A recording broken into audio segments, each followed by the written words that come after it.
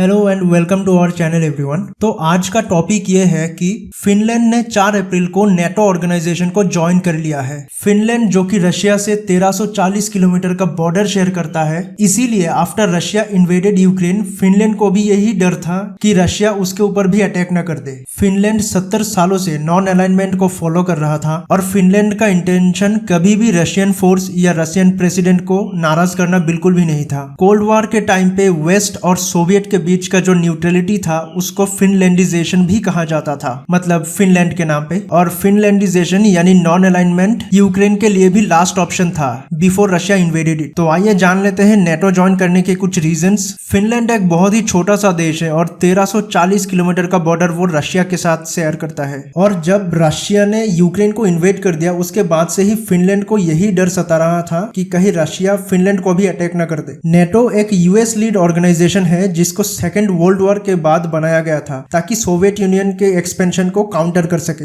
Russia Ukraine के ऊपर attack करने के बाद ही फिनलैंड और स्वीडन ने नेटो को ज्वाइन करने के लिए अप्लाई कर दिया था। फिनलैंड को तो एक्सेप्ट कर लिया गया है, लेकिन स्वीडन को टर्की और हंगरी ने अपोज कर रहा है, जिसके वजह से स्वीडन अभी भी नेटो को ज्वाइन नहीं कर पाया। नेटो की मेंबर्स कंट्री को रिसेंटली ही कहा गया था कि उनकी जीडीपी का एटलीस्ट 2% डिफेंस में खर्चा करना पड़ेगा, जो कि फिनलैंड ने बहुत पहले ही अचीव कर लिया था। इवन जर्मनी ने भी ये टारगेट अभी तक अचीव नहीं कर पाया। फिनलैंड नेटो का 31st मेंबर है। नेटो के 12 फाउंडिंग मेंबर्स है, जो कि Belgium, Canada, Denmark, France, Iceland, Italy, Luxembourg, the Netherland, Norway, Portugal, the United Kingdom and the US. यही 12 देश ने मिलकर नेटो को बनाया है। चलिए अब देखते हैं फिनलैंड और रशिया के कुछ हिस्टोरिकल रिलेशंस। 1939 को सोवियत ने फिनलैंड पर भी अटैक कर दिया था और इसी युद्ध को विंटर वॉर भी कहा जाता है। इस वॉर में सोवियत ने ये सोचा था कि फिनलैंड एक छोटा सा देश है और बहुत इजीली जीत जाएगा, लेकिन फिनलैंड के फोर्स ने कड़ी टक्कर दी थी, जिसके वजह से सोवियत आर्मी के रेपुटेशन को काफी हर्ट हुआ था, क्योंकि उस वक्त सोवियत और जर्मनी की फोर्सेस बहुत ही एलीट और बहुत ही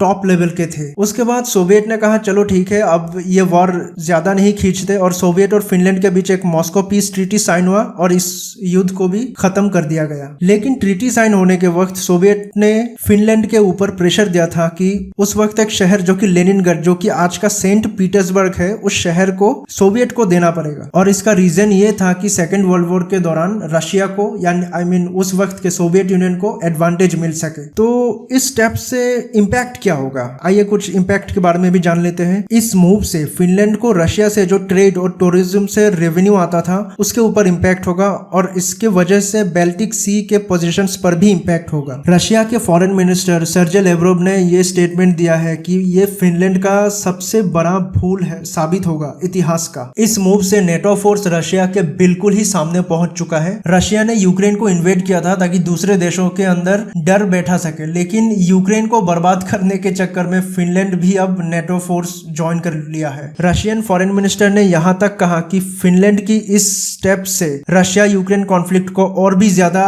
एक्सेलरेट कर सकता है। तो आज का वीडियो यही तक था। Thank you so much.